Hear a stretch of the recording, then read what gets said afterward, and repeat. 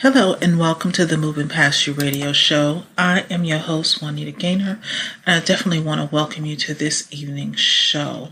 On tonight, we are going to be talking about our legacy, meaning tonight's topic is my legacy. And before we go to dive into that, we're going to just open up in a word of prayer. Our gracious God and Father, we want to leave a lasting legacy. We want to invest our lives in a way that will make a difference. Father, we ask that you not allow us to cling to what is comfortable. Keep us from shrinking back from the challenges and opportunities that you've placed before us. We want to let go of all that will hold us back. Father, lead us. Would you use us to make an impact for the kingdom, for your glory and for the good of many, many people? We pray this in Jesus' name. Amen. We are going to start tonight's scripture is going to be based on Philippians, the 3rd chapter, the 7th and the 8th verse, and it'll be the King James Version that I'll be reading from on this evening. And it reads as such: "But what things were gained to me, those I counted loss for Christ. Yea, doubtless, and I count all things loss, but for the excellency of the knowledge of Christ Jesus my Lord, for whom I've suffered the loss of all things, and do count them but dung, that I may win with Christ." Now, when we talk about legacy, most people think of, financial wealth, real estate, money, leaving your children an inheritance. That's what people think about when they're thinking about legacy. However, when I think of legacy, I am thinking about the most important thing that I can pass on to a loved one. And that does not necessarily include finances. Finances, yes, it's a great thing. But what I want to be able to leave to my loved ones is a legacy of love, a legacy of worship, a legacy of praise. See, what we don't seem to understand is that consciously or unconsciously, we all leave a legacy. It will be anchored on what proves to be the most important to us. If it's money, then our legacy is for the love of money.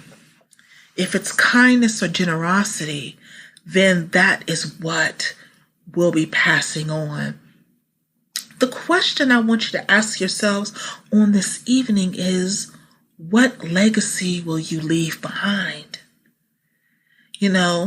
It's also a question of, what are you pursuing today? For the life that we live is actually the legacy that we leave. See, our greatest fear should not be failing, but succeeding on things that don't really matter. And that means, am I building up all of this, but I'm a crappy person? Do I have billions of dollars in the bank, but nobody wants to be around me? That is what it means by succeeding at things that don't really matter. If you're a parent and you're working so much to provide your children this lifestyle that they don't even know who you are, will it matter that you've built this lifestyle for them when they don't relate to you, when they don't connect with you? The same thing with spouses. So sometimes we are succeeding at things that do not really matter. See, life is too short to be wasted on the wrong goals.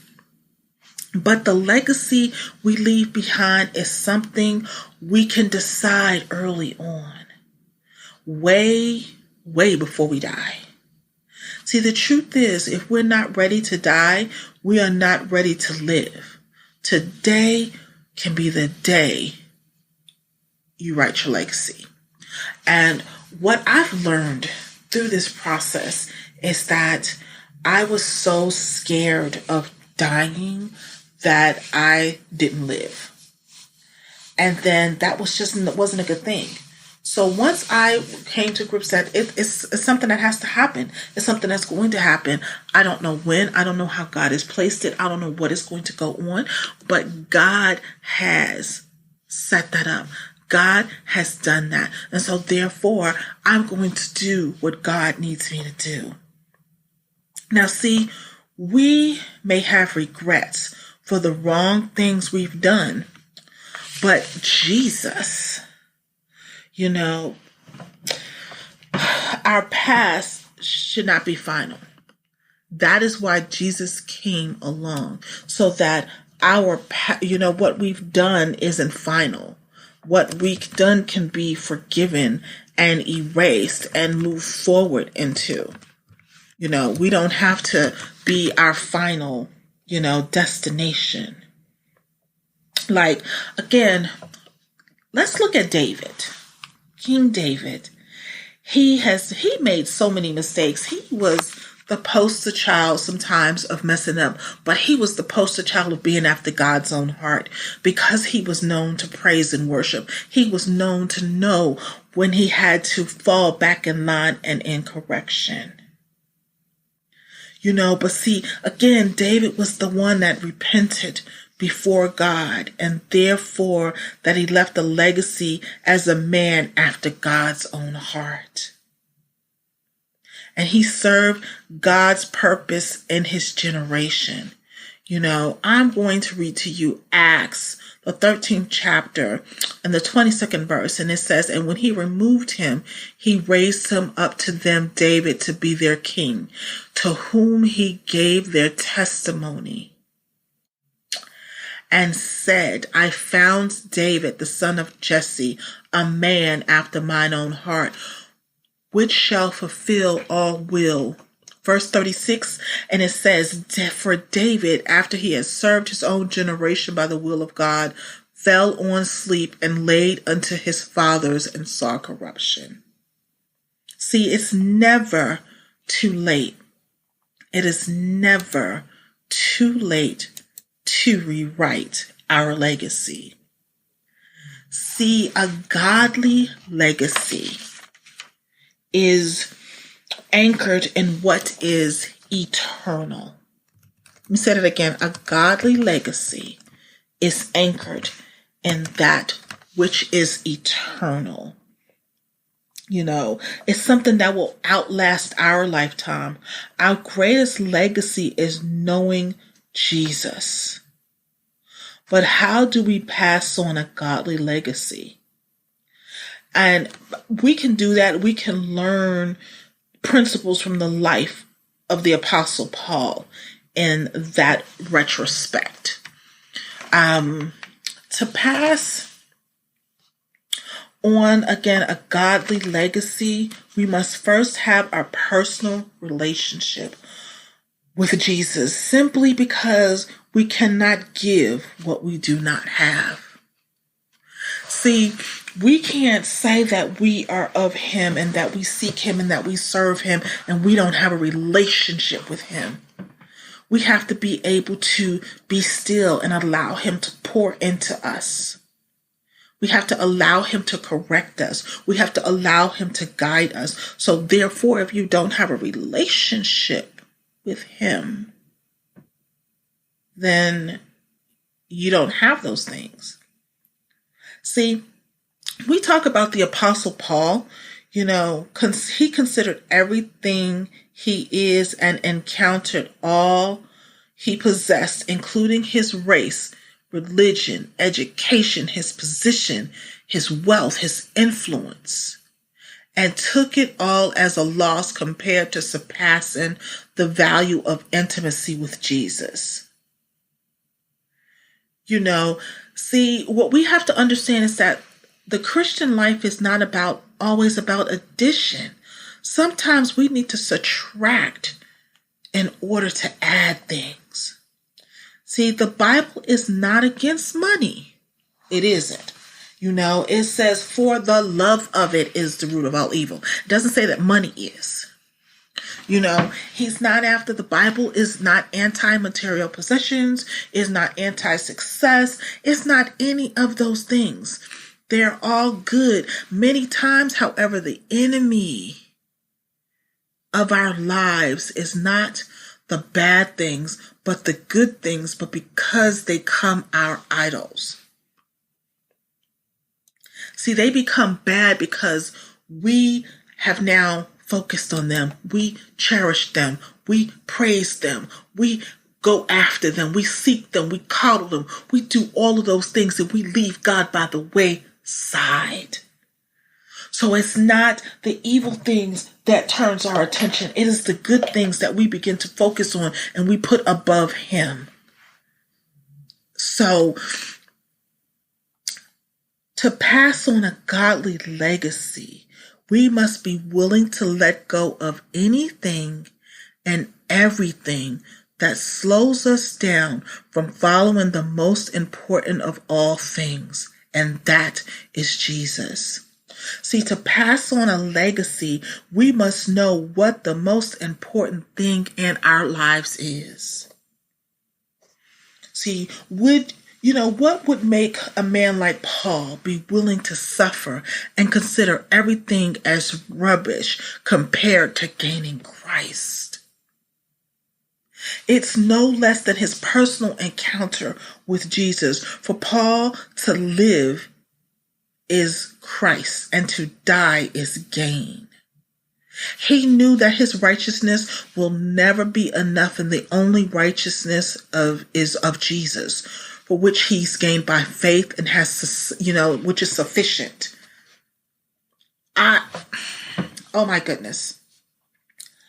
I've learned that in everything, in absolutely everything, God is the end all and the be all.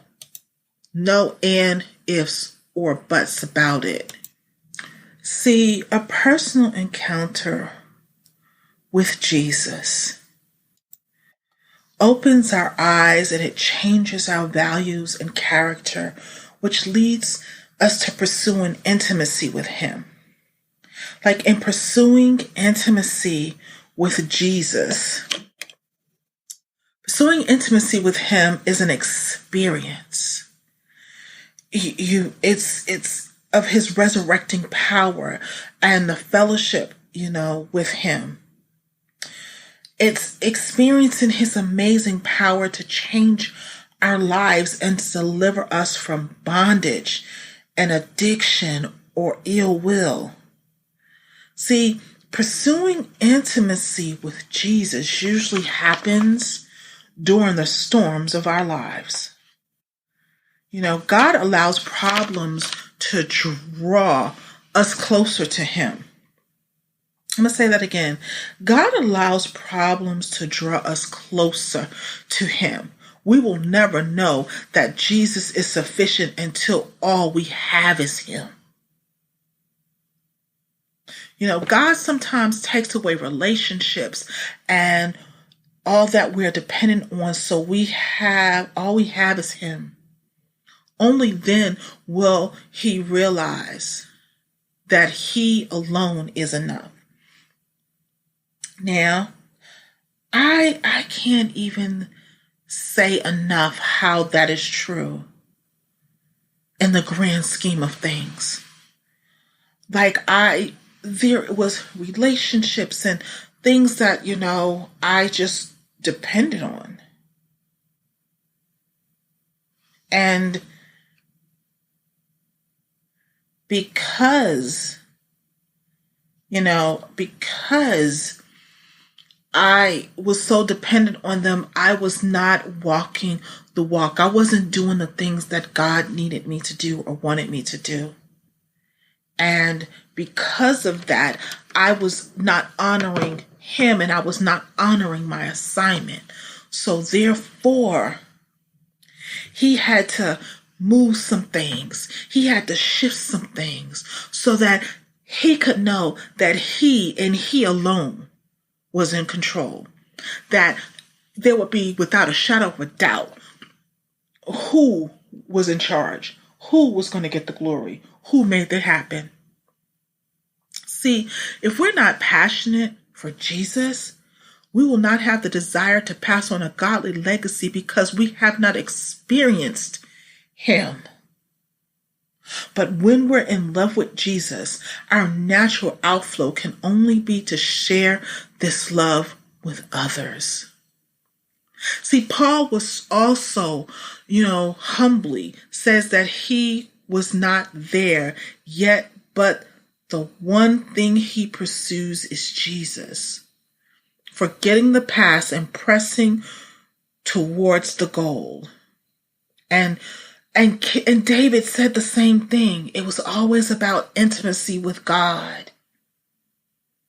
See, our main goal, our main priority should be getting to know God and to experience him, to make him known. This means we are to make disciples who will disciple. We can't just sit by and just say, it's good enough if someone does this. It's good enough if someone does that. The fruit of us is how we produce, so that someone can see that, oh, wow, that person came up under them, but I see them. I see their own unique purpose. I see Christ. I see the light. That is what needs to happen.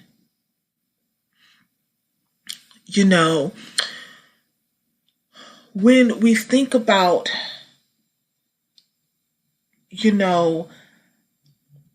the main life goal and to succeed in leaving a legacy that is both powerful, that is both meaningful, that is both sustainable, we have to realize that the legacy, the money's great, the material things is great, but our relationship with God is ultimate. Our relationship with God goes beyond anything that we could ever imagine. So what is the type of legacy you're planning to leave for your children, for your spouse, for your loved ones, for your friends, for your members? If you are leading a congregation, what type of legacy are you leaving for them? Is it the same old, same old? Is it much of the same? What is it you're leaving? What are you doing? You see, your legacy determines your destiny. What you do for Christ, how you live your life, your victories, and sometimes your failures, create a legacy that ultimately determines how we spend eternity. Christianity is always one generation away from extinction. And the reason we're here today talking about this right now is because of, we've talked about it in family.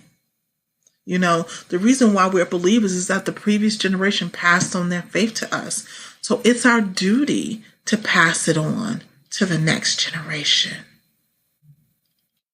See, when we think about what's the legacy we leave behind, it brings me to Psalm 78:4 and the New Living Translation version. It says, "We will not hide these truths from our children. We will tell the next generation about the glorious deeds of the Lord, about his power and his mighty words." See, the call to pass our faith and values. What values? Values that last, eternal values. And those values continue forever, and that's faith, hope, and love. And when you think about those three words, you realize that faith is mentioned in the Bible 246 times. Hope is mentioned 185 times. The word love is mentioned 733 times. However, the word give is mentioned in the Bible 2,285 times. The Bible says more about generosity than faith, hope, and love, but put together. But why is that? See, because I believe generosity is a practical expression of these three values. It's the way you express faith, hope, and love. So, when we think about what the legacy you want to leave one of generosity. See, because legacy is something that remains after we leave this world, something that speaks of our lives. It is the effect that we have on people when living. The true legacy of each of us is being written in heaven, and our legacy is a reality, and we all have one. See, we need to ask ourselves whether the world would be a better place because we've lived in it. And I do ask myself sometimes. So therefore, that was why, really specifically, I decided to really become obedient and get into line, because I wanted this world to be a better place because I was in it. But see, let me explain what building a legacy doesn't mean. It doesn't mean that we trample on our brothers and sisters and only look out for ourselves. See, Philippians 2, 3, and 4 is clear about this. And it says, let nothing be done through selfish ambition or conceit, but in lowliness of mind, let each esteem others better than himself. Let each of you look out not only for his own interests, but for the interest of others. See, God in his infinite wisdom realized that we often forget what he's done for us. We do. And, we think about, building memorials. But why is it important to build a memorial, thereby leaving a lasting legacy? See, it helps us to remember what God has done in our lives. It aids us in telling personal stories or testimonies, as we would like to call it, of God's work in us and through us. And it ignites our memories. It renews our personal commitment to God and reawakens his plans and purpose in us and for us. And the memorials help us to focus on the good and the things God has done for us instead of the negative and the failures in our lives. That is where Satan tries to come in and to battle us, because he wants us to remember all the bad. So let's think about when God brought the children of Israel out into the promised land. He gave them a specific assignment. The Israelite was to displace the pagan people and pagan peoples living in their promised territory, inhabited and established centers of worship and cities of refuge for each region. And that's what we have to do. We are commissioned to go, into our promised land and take possession and make disciples, whereby we disciple the kingdom, and release the kingdom of heaven. Jesus' final words in his Great Commission to us were, I am with you always, even at the end of age. The implication of this promise to us is twofold. God's presence will be among us to determines our identity, and consequently what we're able to accomplish. Our legacy is his legacy working through us. We are never significant because we want to be. We are significant because we do what he says. Pure and simple obedience. Reputation is what people think of us now, and legacy is what they think of us long after we're gone. See, no one on earth, may even know our name. but heaven records your victories. Many people's victories that are not recognized on earth are sometimes greater than those applauded by man. You know, you are significant and you are building a godly legacy that will last. You know, what I want you to know is that your influence is greater than you think. Your work matters more than you think. And your influence lasts longer than you think. So many times we look at the things that we're doing and what is going on in life, and we don't really realize that the things that we've done, the work that we've done, the people that we're touching, we don't realize the influence that we have with them. And is it until, something happens or whatever that you're like, wow, I didn't know that person, paid attention to what I was doing, or that person saw what I was doing. I just thought I was just on this island and I didn't think I was just going to do all of this by myself. That is what sometimes happens.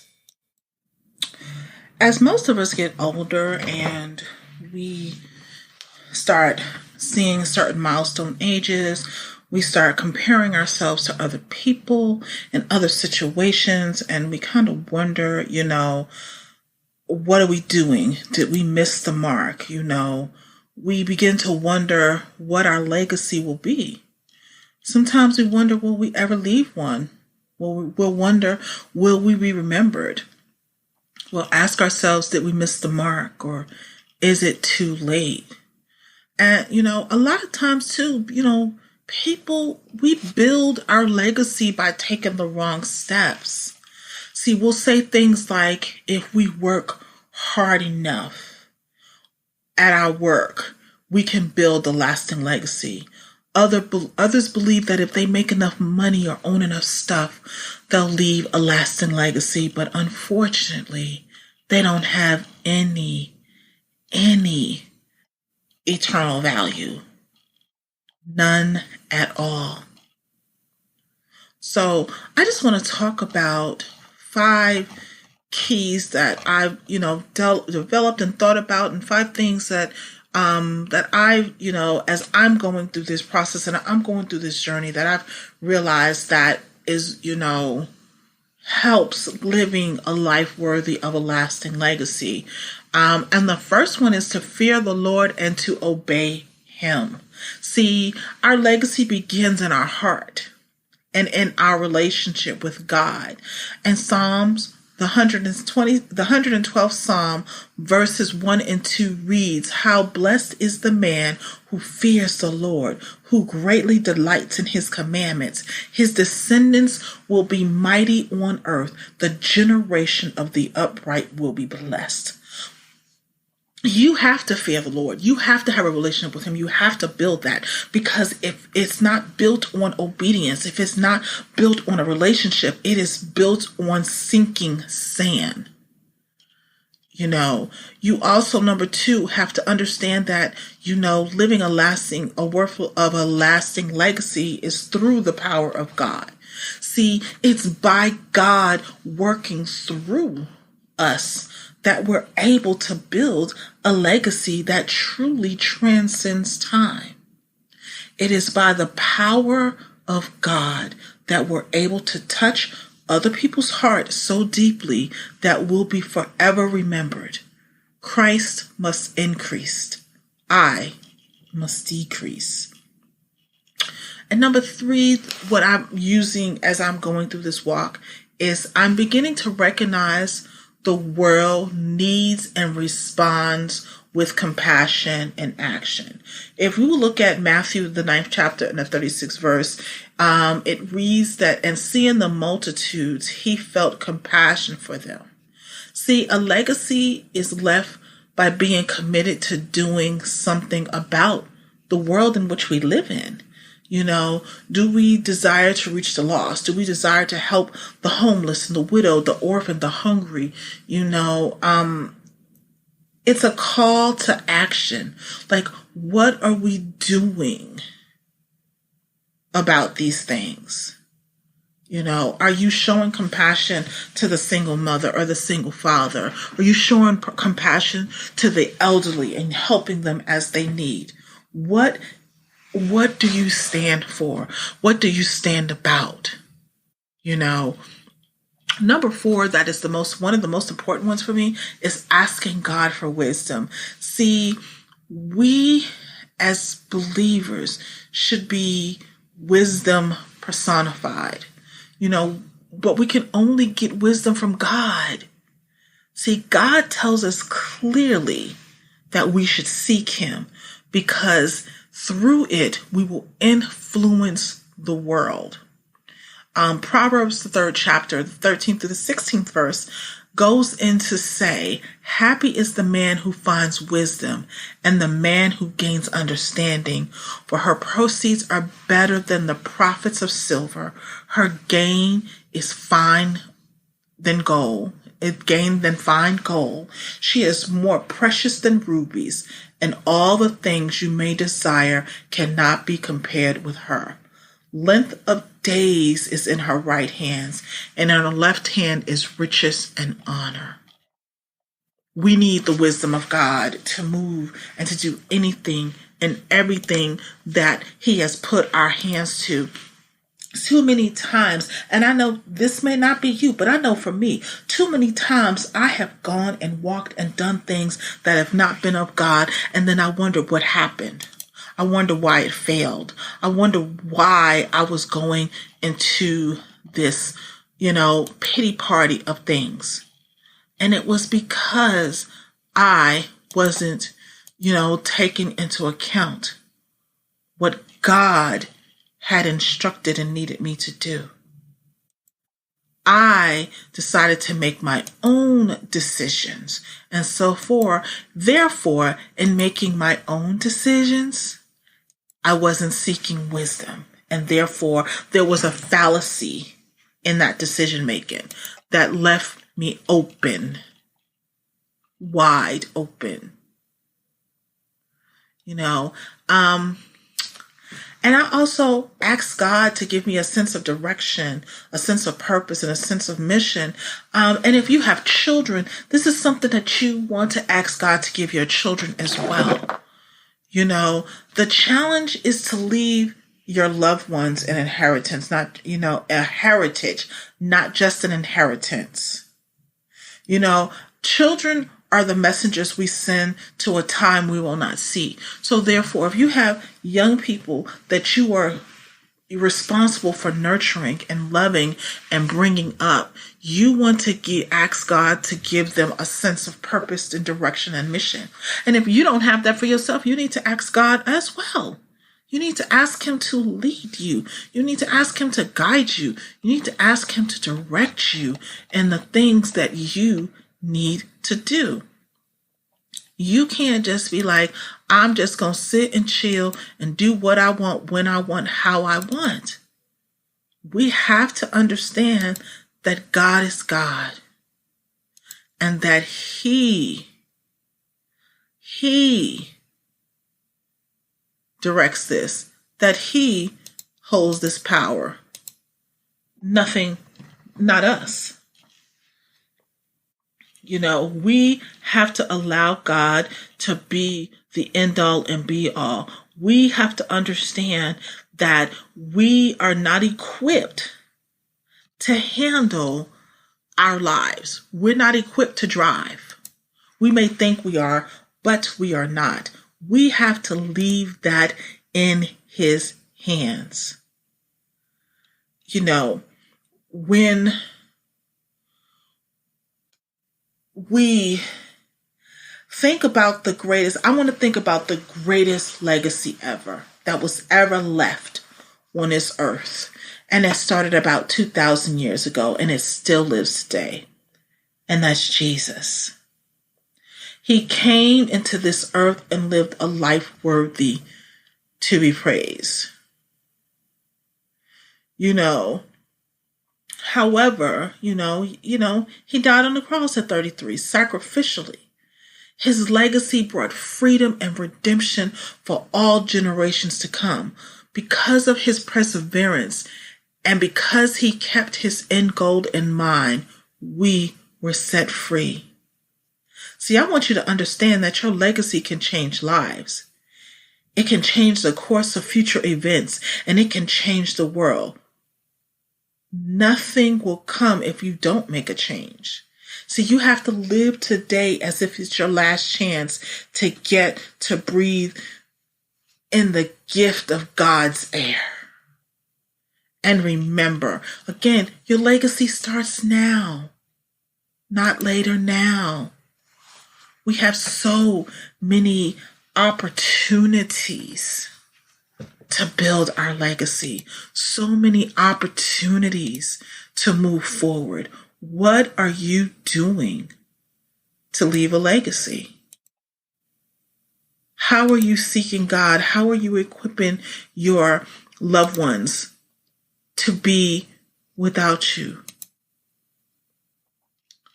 I know what I'm doing is I am working and living in an environment so that when God tells me to go, I go. So that when I leave this world, it will have been a better place because I was in it and I brought the light of God. When someone saw me, when someone interacted with me, they felt God's presence. They saw God's presence. You know, they didn't think about what was that person about. They could feel it. They knew it. And so that is what we have to do in leaving our legacy. We can't just sit there and just be like, I'll get it done. I'm going to leave it to someone else. You know, and let's just think about the types of legacies, the kinds of legacies that you're building. You know, I like to call them, I want you to leave a Bible legacy. You know, and what I mean by that is like, I want you to choose a few Bible verses that represent what is most important to you and paste them into a file on your computer. Or, you know, you can create little Post-it notes and then, you know, post them somewhere in your house. And at some point in your life, give a copy of those verses to everyone who is important to you. So that you are leaving a legacy.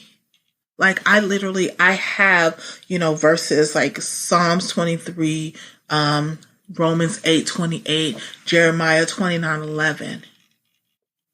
And I am keeping almost like a journal of them so that I can create a book and therefore have something to pass on to those that I care for the most, that they know that in my time of need and in my time of whatever, I definitely use these verses to get through and get me to the next level.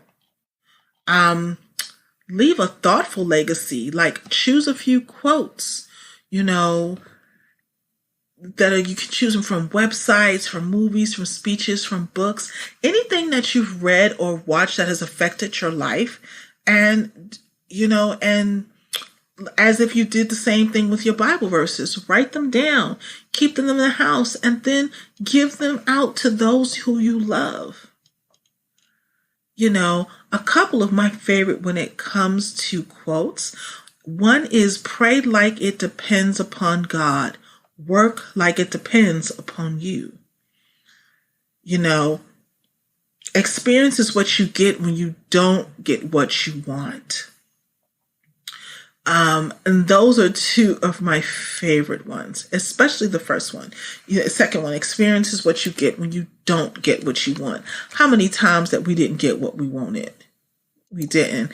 That's the experience in learning what it means to not get what you want and what you need, you know. So definitely look into that. Do that. You are the author of this.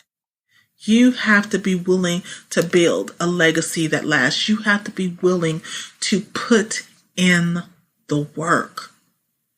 You can't have a legacy and not put in the work. You can't, have a relationship with God and not put in the work.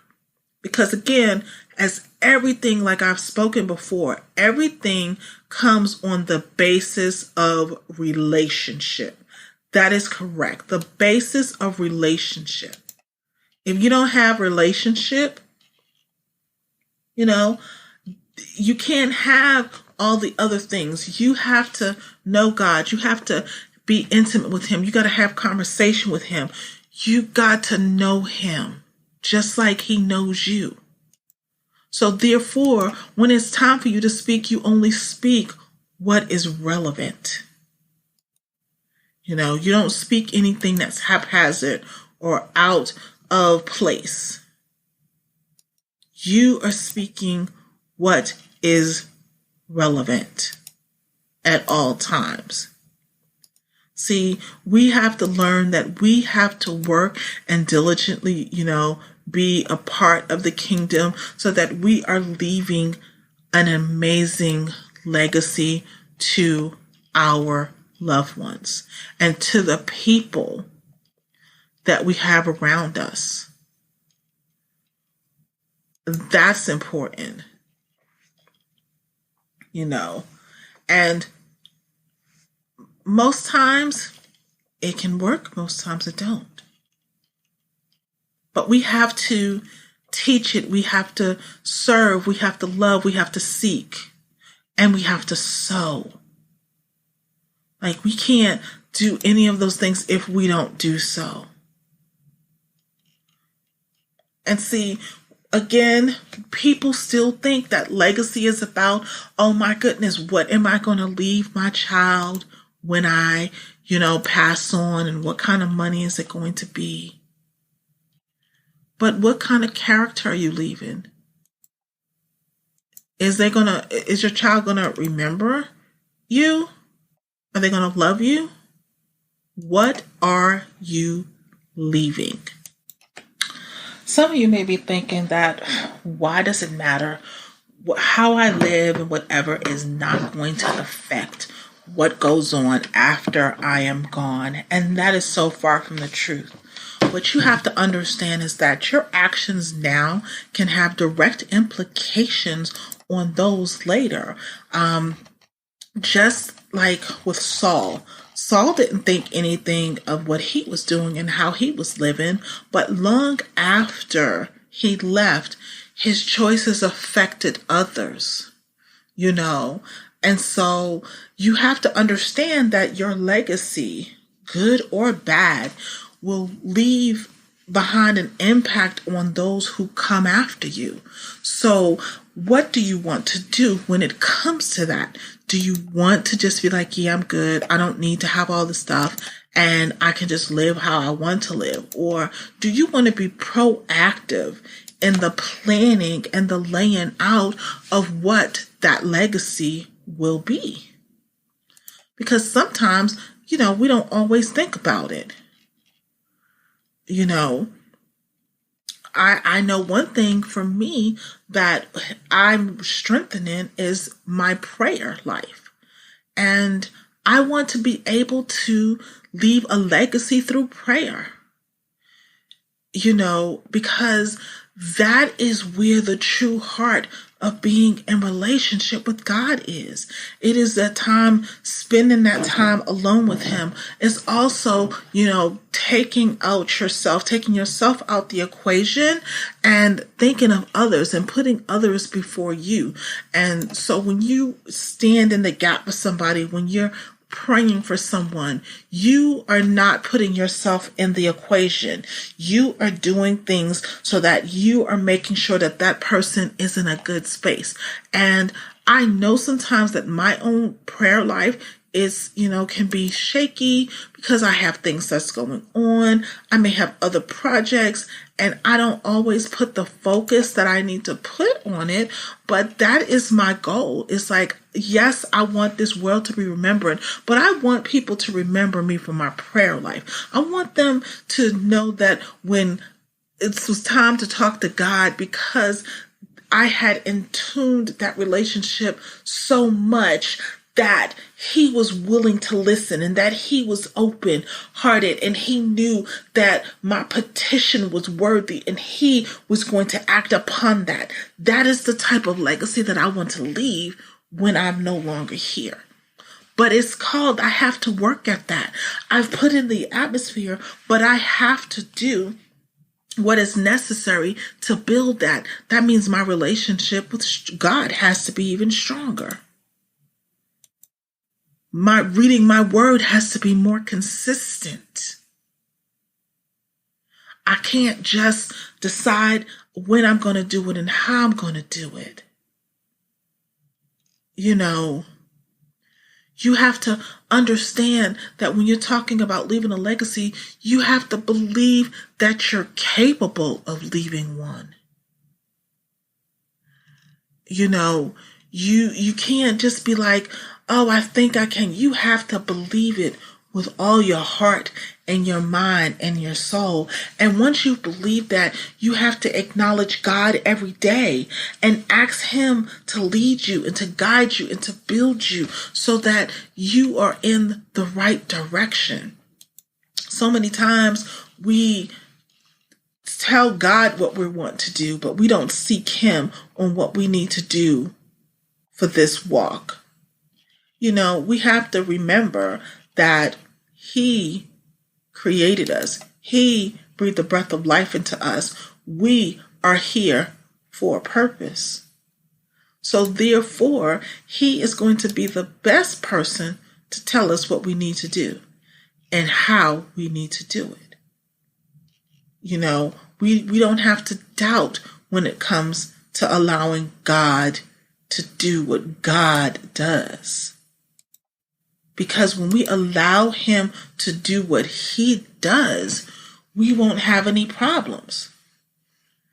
Again, like I've said in a devotional, I said, we are not even qualified to drive the car of our life, which is our life. We don't even have a license.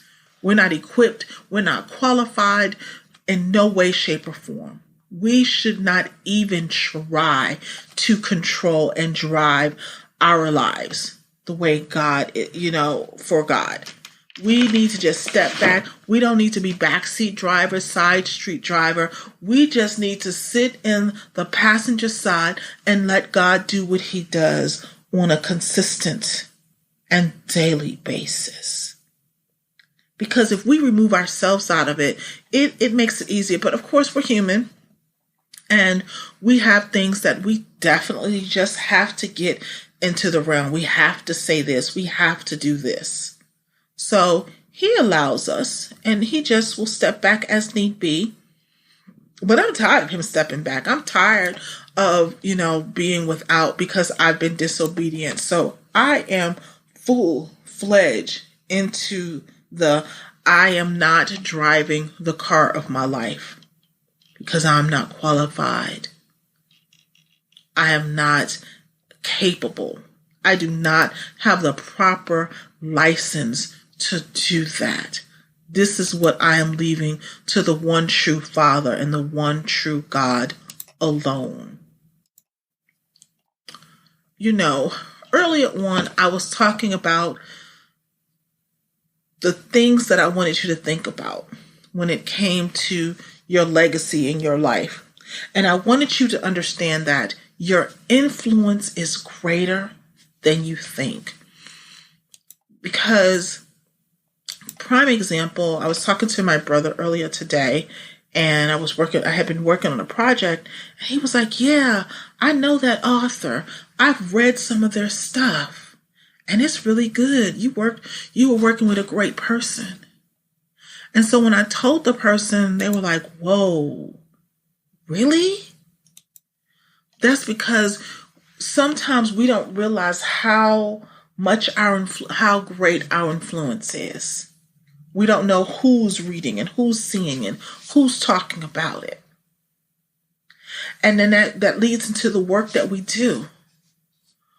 Because we don't get a lot of accolades, because we don't get a lot of people who's into it, we don't know or fully understand the magnitude of how our work matters. And again, your influence lasts longer than you think. You may be thinking that it lasted in that moment, in that season, in that time spell, and in actuality, it's 20 years later and it's still ringing true. I'm learning that now, that things that I was a part of and things that I did and engagements I was at and I spoke at 10, 15 years ago still has a lasting impact, still has people talking, still is moving people. But I didn't realize that my influence lasted as long as it did. I didn't even realize I had an influence. But that is definitely nothing but the power of God. But that's from also having a relationship with Him and allowing Him to do only what He can do, nothing else. I wasn't trying to get in the way. I wasn't trying to pontificate. I wasn't trying to make anything different. All I was just trying to do is to live my life according to the way God has ordained it. I was no longer trying to step in. I'm no longer trying to make the decisions. I'm no longer moving and trying to see what is going on. I am allowing Him to do what it is. And because of that, I have learned, and you will learn, that your influence is greater than you think. Your work matters more than you think, and your influence lasts longer than you think. But these are the points I want you to pray on, that I really want you to seek God on. See, the enemy lies attacking our identity, thereby derailing our legacy and influence. And we need to lay before God to put the enemy in his place, which is beneath us and behind us. You have to have such a relationship with God, and you have to be such read up on your word so that you can encompass the full armor of God, that when the enemy comes at you about what you think you are, who you are, whatever, you just speak the word to him and put him in his place where he belongs. You don't even allow that to dwell in your spirit, because you know who you are and whose you are. You know, you got to understand too that the enemy will use your failures and he will highlight them more than the victories. And what that does, he does that to destroy godly memorials. And what you need to do is pray that the God crush him, and that God restores your memory to the victories, that he allows you to keep those close to your heart. Even though that you had some failures, they don't outweigh the victories, because the failures were necessary to get to the victories. And that's what you have to ask for prayer on, so that you don't begin to focus on the failures, the small number of failures. You focus on the victories that God had you do.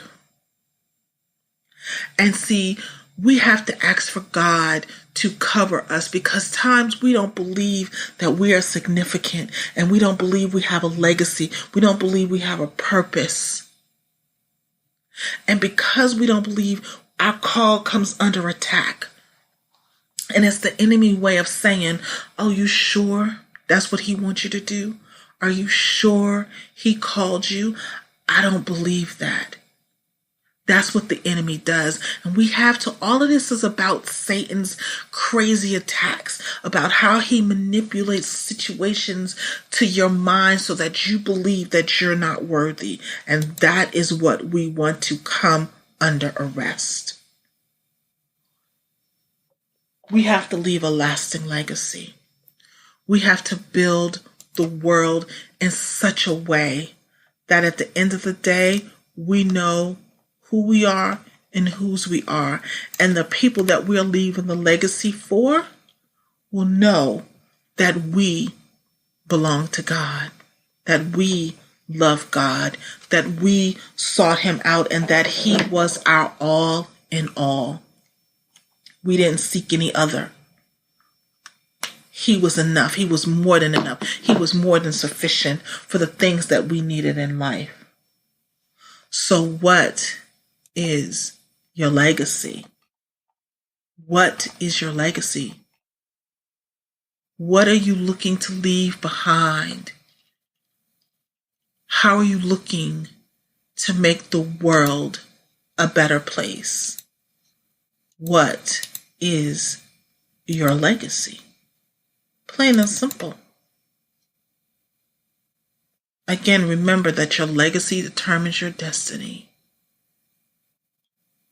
What we do for Christ and how we live, our victories and our failures, create our legacy. So remember, we want to leave a lasting legacy. And we want to do that through generosity. We want to do that through our Bible. We want to do that in love. Because at the end of the day, we can have all these other things, but if we're not generous in what we do and how we lead and where we go, it is for naught. Don't believe that you have to work hard to build your lasting legacy. You don't believe that you have to make enough money or own enough stuff to have a lasting legacy. You just have to be generous. And you have to encompass faith, hope, and love. Nothing more. Because once you do that, that legacy will be eternal. And it will last forever. It'll last forever. So I want to thank you for listening this evening to the Moving Past You radio show.